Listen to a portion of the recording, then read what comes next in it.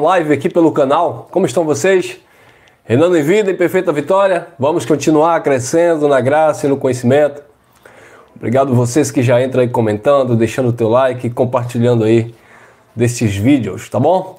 Vamos lá, eu vou ser direto ao assunto hoje, é um assunto bem simples, mas eu quero falar sobre este tema: óleo, altar, arca, idolatria evangélica. Esses três elementos, por assim dizer, têm sido objeto de idolatria, principalmente na igreja evangélica. Eu já fiz parte de algumas instituições religiosas, principalmente evangélica, e eu sei muito bem do que eu estou falando, e é sobre isso que nós vamos tratar nesta mensagem. Querido, tem que ter isso nas chamadas igrejas. O sistema religioso, ele precisa utilizar, eu estou colocando aqui os mais conhecidos, né? Mas tem tantos outros, né? Mas eu estou colocando aqui os mais conhecidos, aqueles que chamam mais a atenção, aquele que passa um ar, né? De misticismo, de espiritualidade, sabe? De presença, né? De consagração, do santo, né? Do sagrado, aquela coisa. Então, eu quero falar hoje especificamente sobre esses três elementos: o óleo, o altar e a arca. Então vamos lá, vamos direto ao assunto. O óleo, vamos falar primeiro do óleo. Olha como era a descrição, como foi feito o óleo, para que foi feito o óleo e essa bagunça, essa lambança que nós estamos vivenciando, presenciando hoje no sistema religioso. Eu sei que eu não coloquei aqui muitos versículos lá nos livros de Mateus, Marcos, Lucas e João, e muitos vão dizer: ah, mas o irmão não falou quando Jesus ali mandou os discípulos saírem, pregar o evangelho e orar com óleo sobre os enfermos e curar os enfermos. O irmão também aí, eu não vou falar, não vai falar também, não colocou, melhor dizendo, o texto sobre Tiago e a unção com óleo, né? Vai ungir o enfermo com óleo, a unção, a oração da fé vai curar o enfermo. Eu não falei isso porque eu vou comentar sobre isso, mas eu não quis, né, colocar aqui os textos, porque é bem conhecido no nosso meio essas questões. Vamos lá. Êxodo 30, 22 e 23. Falou mais o Senhor a Moisés, dizendo: tu, pois, toma para ti das principais especiarias, da mais pura mirra, 500 ciclos, e de canela aromática, a metade, a saber, 250 ciclos, e de cálamo aromático, 250 ciclos. Então, olha aqui as especiarias para fazer aquele óleo, né? Aquele azeite da santa unção, tá bom? Vamos continuar. Êxodo 30, 24 e 25. E de cássia, 500 ciclos, segundo o ciclo do santuário. E de azeite de oliveira, um hin, uma medida, né? E disto farás o óleo da santa unção. Ah, então o óleo da santa unção, o óleo que Deus deu a receita ali para Moisés fazer, ele tinha toda essa especificação, né? Tinha todo esse cuidado, essas medidas, as especiarias exatas. Não era qualquer coisa que fazia esse óleo. Não era chegar em um supermercado, comprar uma latinha de azeite galo e o pastor levantar no outro dia e orar e dizer que ali era o óleo da santa unção, como a gente vê no sistema religioso. Não tem nada a ver uma coisa com a outra. Ah, irmão, mas é o óleo, está representando, não tem nada de representatividade. Se a base é a Bíblia, vamos mostrar na base como que era feito. Então, tinha que ser feito nessas medidas, dessas especiarias, né? Exatamente da fórmula, a forma e a fórmula que Deus entregou a Moisés para que aquele óleo, aquele composto, fosse feito. Olha lá. E disto farás o óleo da santa unção, o perfume composto segundo a obra do perfumista. Este será o óleo da santa unção. Era este aqui o óleo da santa unção. Então por que é que eles hoje inventam óleo, o óleo do amor, o óleo da prosperidade, o óleo dos empresários, o óleo da unção do poder, o óleo do Espírito Santo, o óleo da Trindade, o óleo do Deus Pai, o óleo da presença do não sei o quê? Quer dizer, eles inventam, amado, muitas coisas. Isso aí é para iludibriar, para enganar, para escravizar o povo de Deus. Ah, se você está desempregado, tem o óleo ali da prosperidade, tem o óleo do Deus proverá. Se você está encalhado, tem o óleo do amor, tem o óleo disso, e tem o azeite daquilo outro, tem o azeite disso. Quer dizer, inventam essas coisas justamente para manipular a mente das pessoas. E como as pessoas, como eu falei ontem numa mensagem, as pessoas não se interessam em buscar o conhecimento, então elas vivem aí, sabe, por todo o vento de doutrina, sabe, recebendo essas informações como verdades absolutas. Mas está aqui para a gente acompanhar a receita de como era feito, né, e quais os tipos de especiarias que era composto esse perfume, né, esse óleo da santa unção. Agora o mais interessante, vamos chegando lá, olha aí, Êxodo 30, 26 e 27. E com ele, com esse óleo, ungirás a tenda da congregação, que não é a congregação evangélica X ou Y, estava falando do templo, tá? E com esse óleo, né, com ele, ungirás a tenda da congregação e a arca do testemunho e a mesa com todos os seus utensílios e o candelabro com os seus utensílios e o altar do incenso. Então, tinha todo um projeto, tinha todo um propósito, sabe? Tudo dentro de detalhes, né? De ordens, daquilo que o Criador estava dando ali dentro daquele pacto. Não era uma coisa que chegava assim, e unge a roupa, e unge o dedo, e unge a canela. Não era assim não, abençoados. Mas infelizmente está aí a religião usando, né, a Bíblia, a palavra de Deus e fazendo esta lambança com óleo, né, o chamado óleo aí da unção que eles distribuem por aí. 30, 28 e 29, olha lá. E o altar do holocausto com todos os seus utensílios e a pia com a sua base. Assim, santificarás, né, separarás estas coisas para que sejam santíssimas para o uso ali, né, do templo, do sagrado ali e tal, né? Tudo que tocar nelas será santo. Então, o óleo, né, da unção, da santa unção, era neste propósito de ungir ali aqueles utensílios, aquelas coisas ali do santuário, né, do templo, né, da congregação ali de Israel. Vamos lá. Também ungirás Arão e seus filhos, e os santificarás para me administrarem o sacerdócio. Então, Arão, como sumo sacerdote, e os seus filhos tinham que ser também ungidos, né, com este mesmo óleo. Por quê? Porque Arão e os seus filhos iriam ali administrar o sacerdócio. Hoje eles pegam aí um óleo pirata e saem aí derramando na cabeça das pessoas, dizendo que consagrou a pessoa a pastor, levantou a pessoa evangelista, levantou a pessoa apóstolo, e porque aquele óleo que foi derramado na cabeça de Arão e o óleo que foi derramado na cabeça dos filhos de Arão é o óleo da santa unção, e aí sai fazendo essa lambança toda e o povo acreditando. Não, era para ungir lá os utensílios e ungir também a Arão e os seus filhos, e os santificarás para que administrem o sacerdócio. E falarás aos filhos de Israel, dizendo: este me será o óleo da santa unção nas vossas gerações. Falando para os filhos de Israel, o óleo da santa unção nas vossas gerações. Êxodo 30, 32 e 33. Agora, olha isso aqui. Olha para isso aqui. Não se ungirá com ele a carne do homem. Não era para ungir a carne do homem, não era para ungir a pessoa, a não ser Arão e seus filhos. Essa foi a ordem.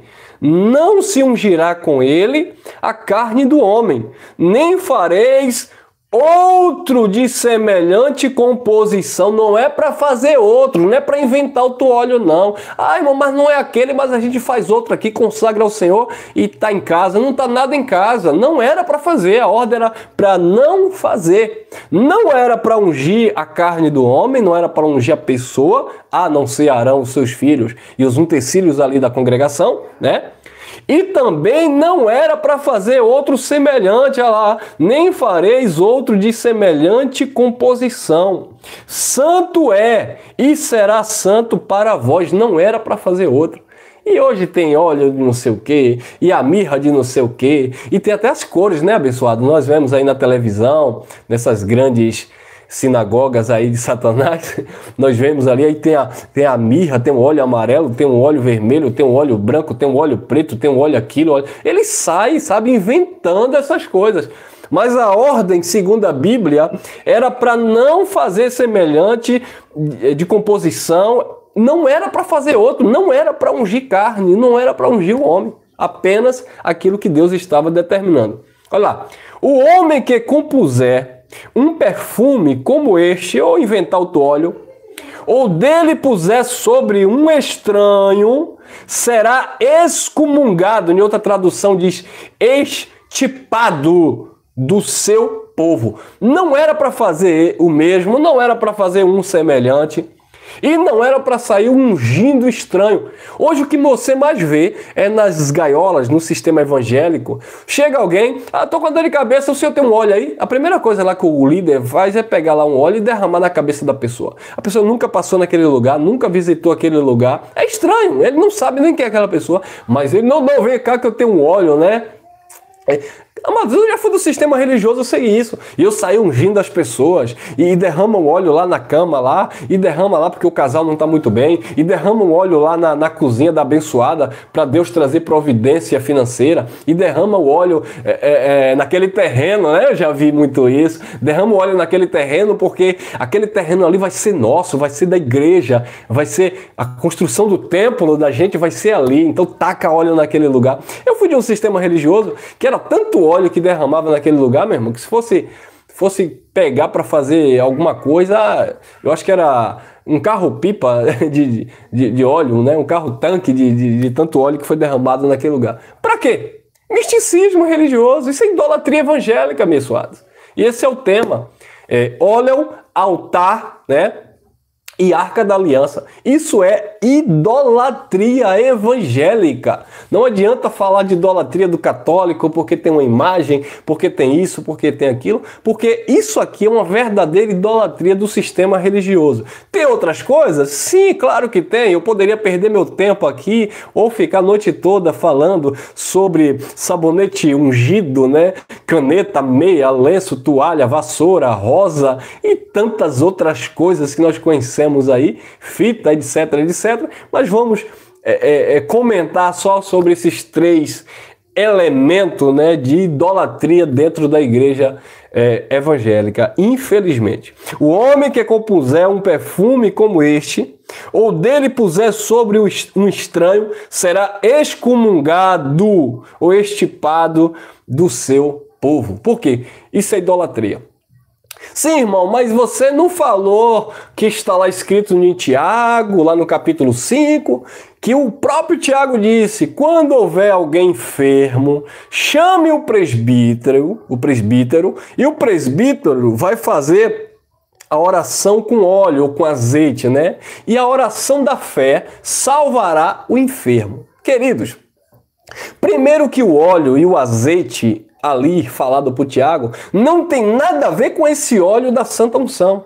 O azeite e o óleo que Tiago se referia era um azeite, era uma espécie de azeite cicatrizante, era algo medicinal da época, sabe? Era algo que fazia parte da cultura dele, era algo que eles usavam como medicina. Alguém estava com algum tipo de problema, ferida, machucado, e aí usava aquele óleo. Por exemplo, não vai dar para eu pegar aqui que eu estou usando de lapela aqui, mas eu tenho aqui no meu guarda-roupa, eu tenho um óleo aqui, você sabia? Ô glória, terra lamanaia, eu tenho um óleo aqui chamado óleo de copaíba.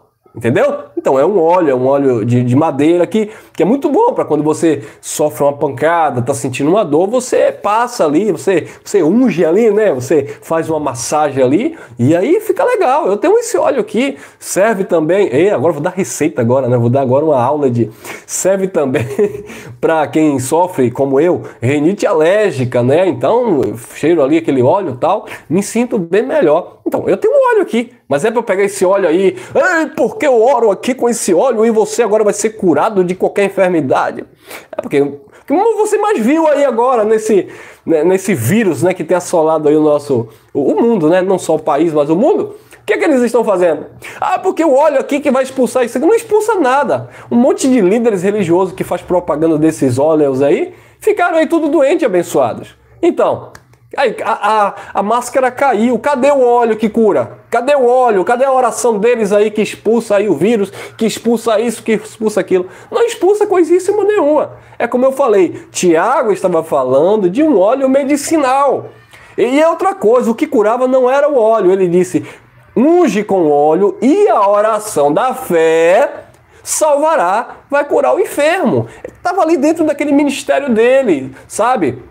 Deles, né? Então eles curavam ali os enfermos, oravam, era algo bem comum naquela época, eles estavam debaixo ali do ID de Jesus de Nazaré, onde sinais e prodígios era bem comum naquela época, tá bom, abençoados? Porque Jesus não vai precisar de que eu derrame um azeite galo, um óleo de soja, ou seja lá que tipo de óleo for, para dizer a Deus, o Senhor vai curar porque eu estou derramando óleo e esse óleo é consagrado. Isso é uma grande mentira, é um grande engano. Entenderam, abençoados? Então o óleo que Tiago usava não tem nada a ver com o óleo da Santa Unção, esqueça isso.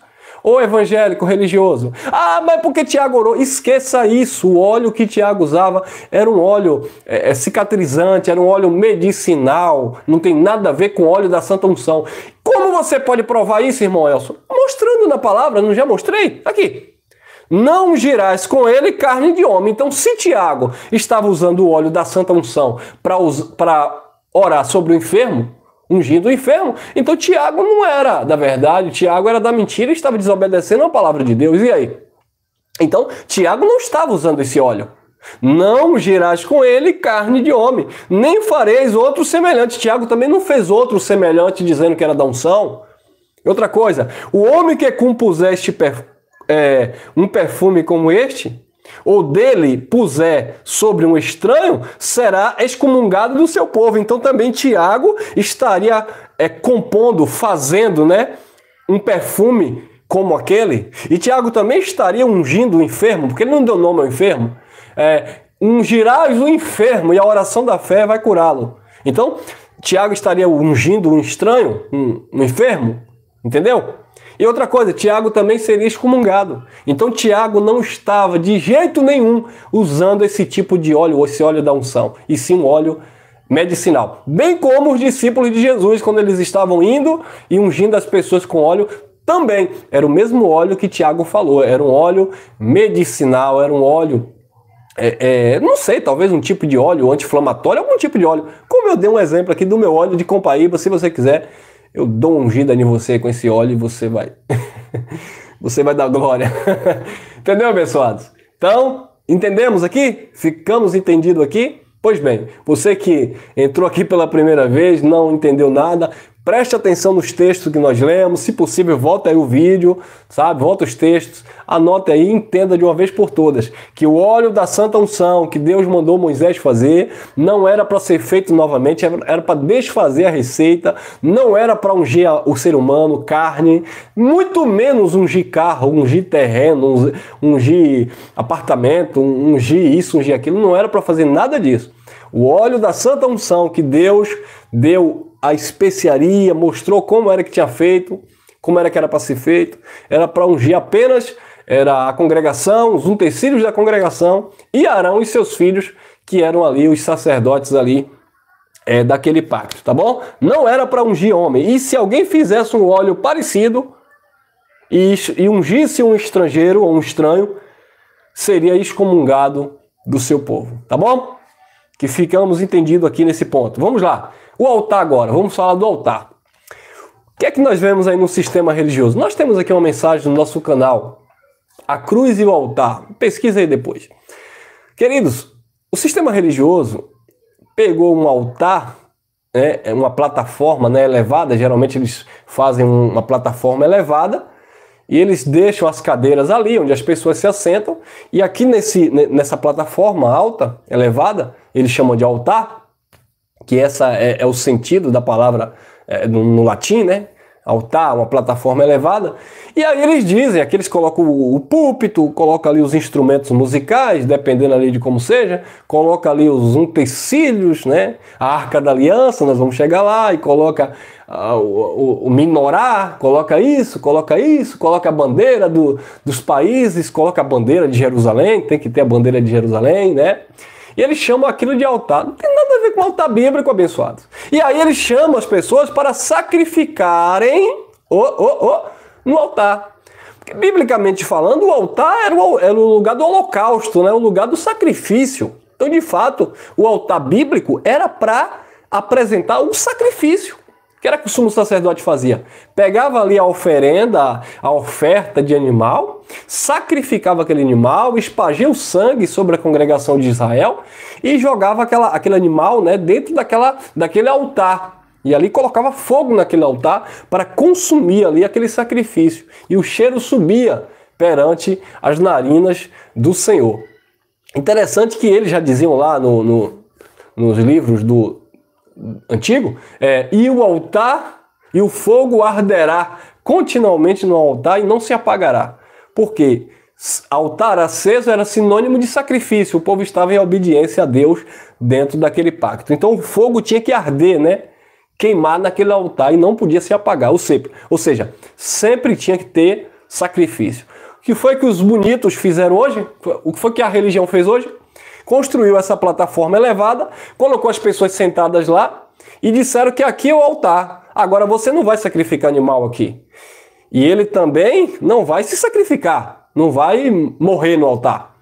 Mas ele vai pedir que você sacrifique o seu salário, a sua aposentadoria, o seu FGTS, vai pedir para você sacrificar o seu auxílio, vai pedir para você sacrificar sua casa, seu carro. Não, porque você está no altar, venha participar do desafio do altar. Mas que altar? Altar da religião, não da Bíblia. Porque o altar da Bíblia, assim como o óleo, é totalmente diferente do altar da religião. Então vamos lá, vamos ver como era o altar na Bíblia e o altar que nós estamos vendo aí na religião. Olha o altar lá da Bíblia. Êxodo 27, versículo 1. Farás também o altar de madeira de acácia. 5 côvados será o comprimento e 5 côvados a largura. Será quadrado o altar. Então o altar era quadrado. 5 côvados por 5 côvados. Côvado geralmente era essa medida aqui que eles faziam, né? Então essa era a medida do altar. E onde é que entra o altar religioso, aquela plataforma onde os pastores ficam pedindo dinheiro? Não tem. Cadê o altar aqui religioso onde os pastores dizem que você tem que ir ali sacrificar seu tudo, seu Isaac, sua casa, seu isso e aquilo? Não existe, abençoado. Isso é falácia religiosa. Isso é idolatria religiosa. Mas infelizmente o povo de Deus, né, aqueles desavisados que não conhecem a palavra, gosta. Falou em um óleo ungido, tá o povo lá dando a cabeça para receber um óleo. Falou em um altar, tá o povo lá no altar de Deus. Altar de Deus não, altar dos homens, da religião. Não tem nada a ver com o altar bíblico, que era isso aqui. Farás também um altar de madeira de acácia, 5 côvados será o comprimento, e 5 côvados será a largura, será quadrado, e 3 côvados a sua altura. Viu aí a especificação do altar da Bíblia? Que não tem nada a ver com esse altar religioso. 27:2. E farás as suas pontas nos seus 4 cantos. As suas pontas serão do mesmo. E o cobrirás de cobre. Então, querido, o altar, né? Aquela caixa quadrada de madeira de acácia, 5 côvados, olha aqui, olha lá, ó, 5 côvados de largura, 5 côvados de comprimento e 3 côvados de altura. 5 côvados de largura, 5 côvados de comprimento e 3 côvados côvados de altura. Essa era a medida.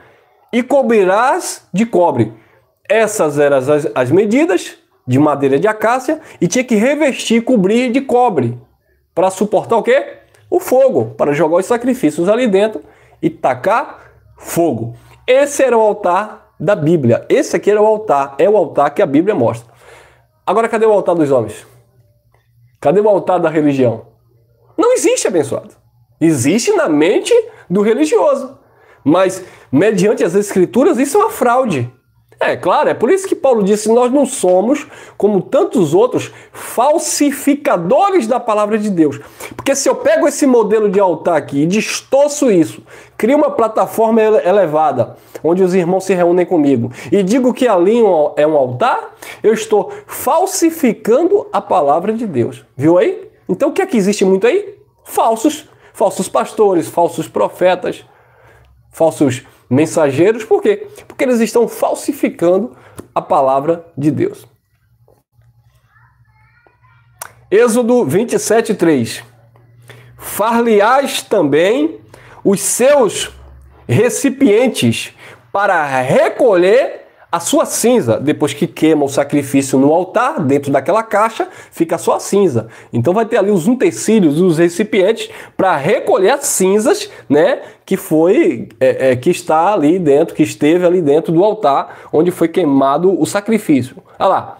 E as suas pás, tinha que fazer as pás, né? E as suas bacias, e os seus garfos, e os seus braseiros, todos os seus utensílios farás de cobre. Então, voltando aqui, recapitulando, o altar da religião é uma plataforma elevada onde o pastor fica pedindo sacrifício às pessoas. O altar da Bíblia, uma caixa quadrada de madeira de acácia, revestida de cobre, com garfos, pás, bacias, né, para recolher ali, e também tinha os seus braseiros, para recolher ali as cinzas do sacrifício que era jogado ali. 5 côvados de comprimento, 5 de largura e 3 de altura. Eu te apresento o altar bíblico. Agora você que não conhece, vai aí dos altares evangélicos, idolatria evangélica, tá bom? Ai, mas você está sendo muito radical, porque veja bem, a gente pode interpretar e pode dar um jeitinho. Não tem que dar jeitinho em nada, meus amados. Se vocês usam a Bíblia como base, para que distorcer? É por isso que vem dando um jeitinho em tudo. Dízimo que era semente na Bíblia vira dinheiro.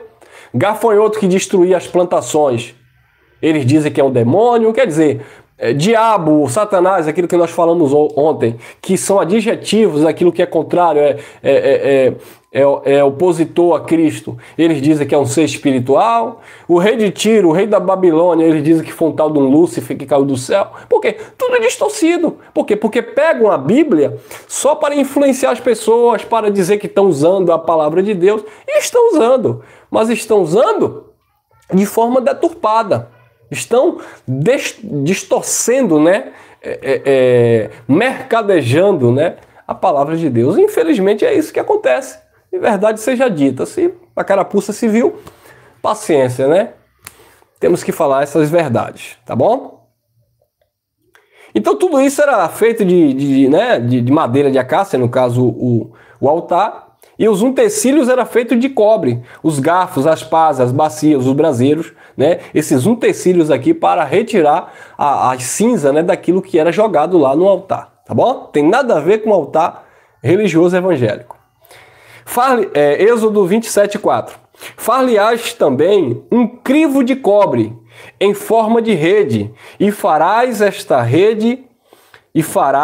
esta rede 4 argolas de metal nos seus 4 cantos. Olha que interessante, isso aqui era para transportar, né, o altar, o lugar que era jogado ali o sacrifício. Então tinha todo essas especificações, esse modelo, esse padrão, tinha todo esse projeto a ser seguido. Ninguém vai construir um galpão, uma mansão, e não vai trazer ali um engenheiro, um arquiteto para desenhar, para projetar, para fazer aquilo que eles realmente vão colocar ali, está na mente, né, mas vai ali colocar no papel e depois, de fato, realizar. Então assim eram essas coisas. Altar era assim, tá bom? O óleo era daquela forma que nós explicamos, tudo dentro do projeto de Deus, tudo ali no centro da vontade de Deus. E não essas coisas que nós estamos vendo aí.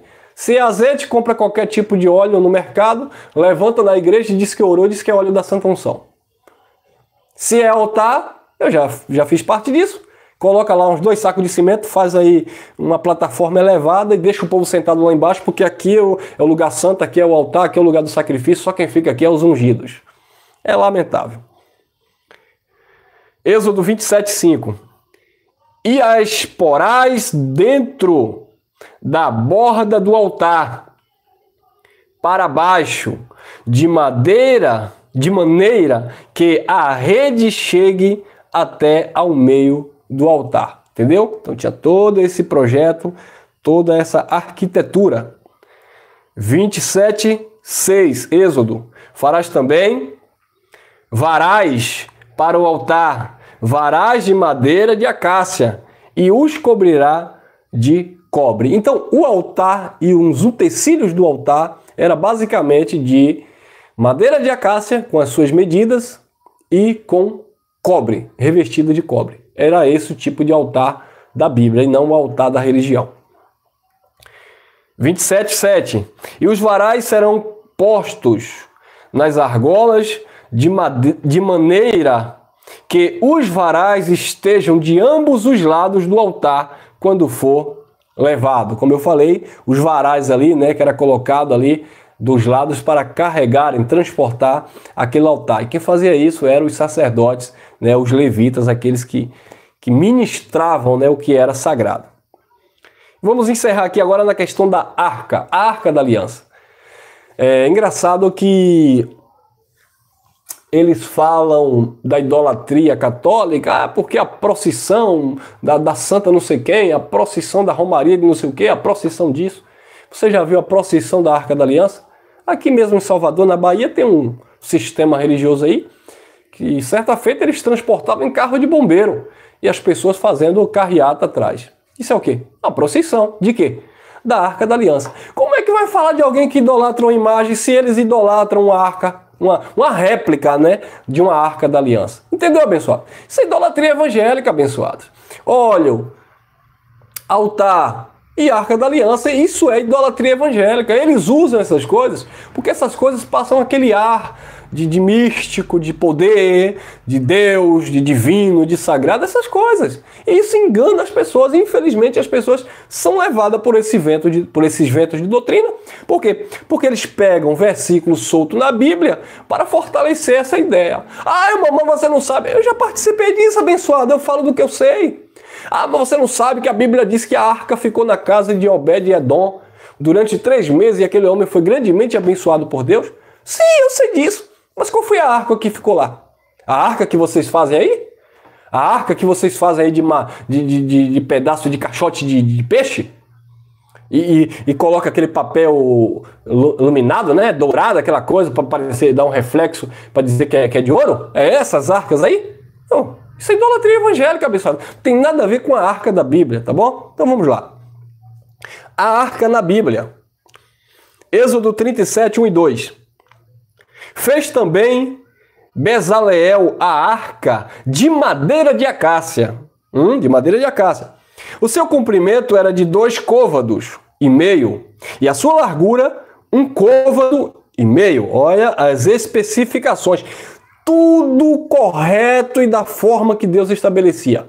O óleo, o altar e agora a arca. Veja agora, vocês aí. Você que entrou aqui pela primeira vez, você que... Ah, é porque esse irmão está pregando contra a igreja. Leia todos os versículos que eu li e agora chega no sistema que você congrega e olha para ver se é assim. Se for assim, ainda assim estaria errado porque a lei não vigora mais. Porque isso aqui era para aquele povo. Agora imagine que nem assim não é. Porque ainda faz errado. Porque se fosse para fazer igual está na Bíblia, mas nem igual está na Bíblia eles fazem. Se fizesse, não tinha nenhum tipo mais de importância, porque era para aquele povo, não era para nossa aliança, não é para a aliança da graça, era para aquele povo que viveu debaixo do primeiro pacto. Então, Fez também Bezaleel a arca de madeira de acácia, o seu comprimento de 2 côvados e meio, a sua largura de 1 côvado e meio, e a sua altura de 1 côvado e meio. E cobriu de quê? E cobriu-a de ouro puro por dentro e por fora, e fez-lhe uma coroa de ouro ao redor. Esta era a Arca da Aliança. Agora, esta Arca da Aliança que vocês veem aí, as igrejas evangélicas distribuindo aquelas miniaturas de Arca da Aliança, né? E por trás daquilo você sabe que tem, né? Por trás daquela miniatura de Arca da Aliança tem, ó. Ah, claro que tem, abençoado. Que você pega aquela miniatura de Arca da Aliança, você vai levar para sua casa, mas tem que levar também um envelope consagrado. Oh, glória! Aí você faz um sacrifício ali, né? Você faz um valor ali, um propósito, um desafio com Deus, e assim, aí vem a Bíblia, né? E assim como Deus abençoou Obed-Edom, porque a arca estava na casa de Obed-Edom, você vai ser abençoado também. E aí eles fazem exatamente como está lá na Bíblia, nesse sentido. Fica 3 meses na sua casa, você dando oferta e com a arca lá. Depois vai para casa do outro obreiro, depois vai para casa do outro irmão, depois vai para casa do outro... e fica andando de casa em casa, né? Essa Arca da Aliança. Oh, abençoados. Olha como era a Arca da Aliança na Bíblia. Olha como é que eles estão fazendo hoje para enganar as pessoas. Tem mais? Tem. Êxodo 40, 1 a 3. Falou mais o Senhor a Moisés, dizendo: no primeiro mês, no primeiro dia do mês, levantarás o tabernáculo da tenda da congregação e porás nele a arca do testemunho, né? A arca da aliança, e cobrirás a arca com véu.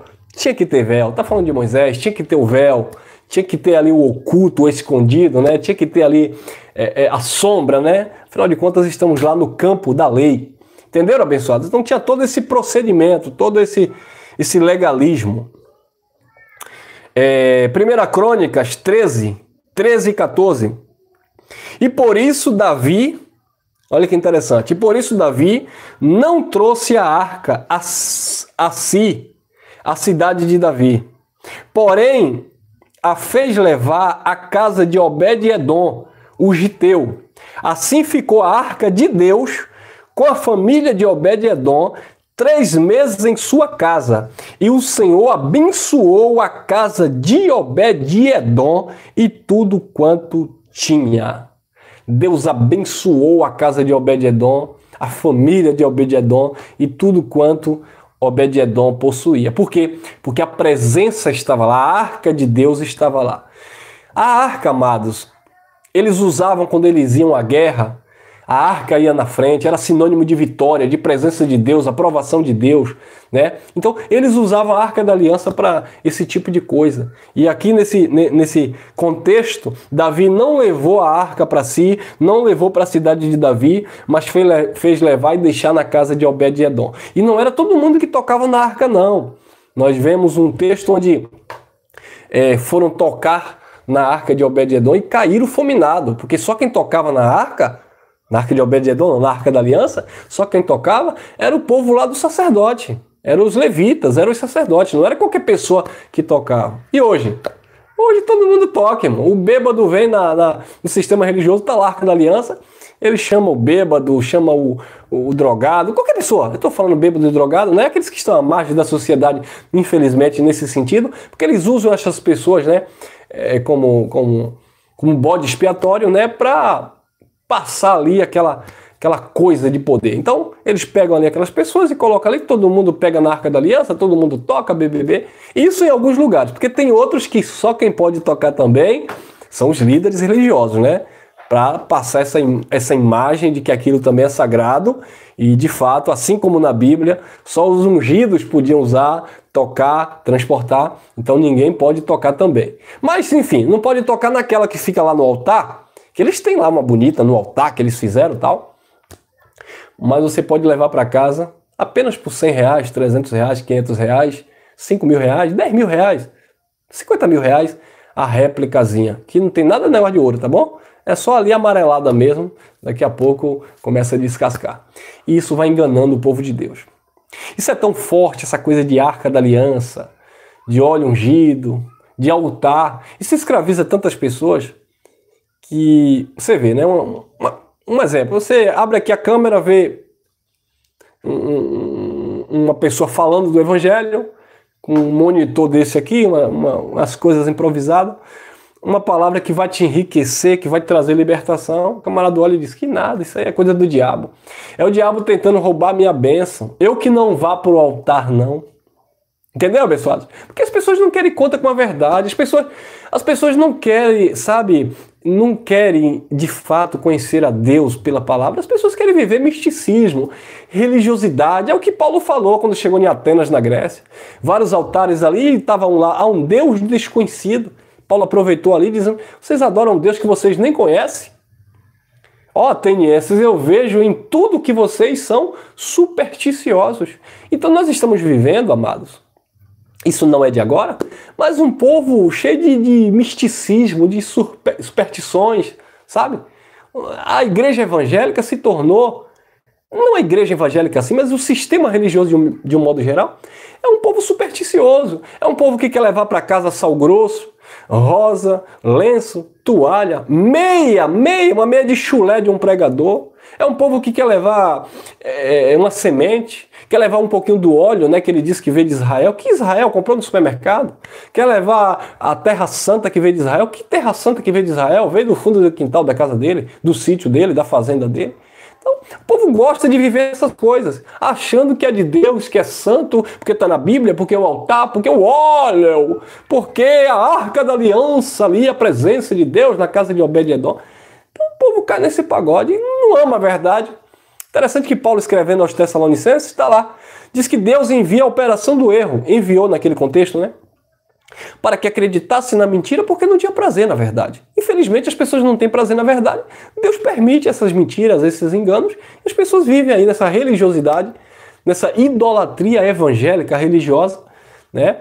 E sem nada de conhecimento e nada de temor de Deus. Porque se tivesse, de fato, ouvia ou procurava entender para se libertar desse sistema religioso maligno. Tá bom, queridos? Então, a arca ficou na casa de Obed-edom e a presença da arca, a presença de Deus, Deus abençoou grandemente ali a casa de Obed-edom. Então, eles usam esses versículos soltos para fazer aí as suas campanhas, os seus desafios, os seus projetos, e a massa, né, a maioria, infelizmente, cai nessa lambança.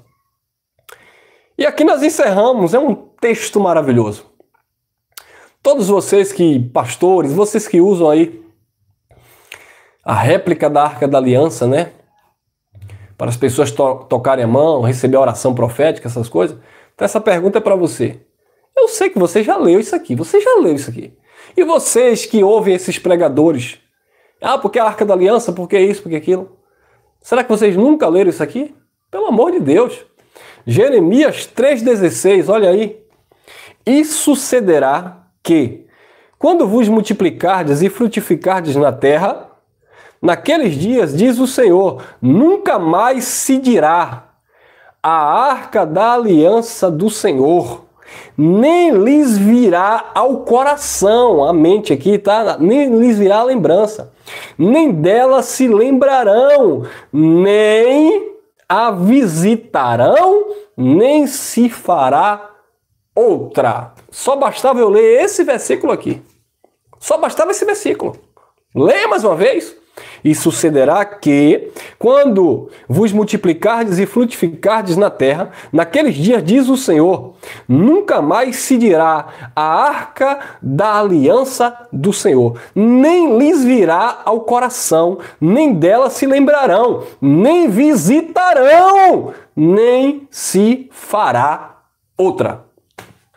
Só falta o sistema religioso criar uma fábrica de Arca da Aliança. Aliás, falta não, porque eles têm. Porque essas miniaturas de Arca da Aliança e de tantas outras coisas, né?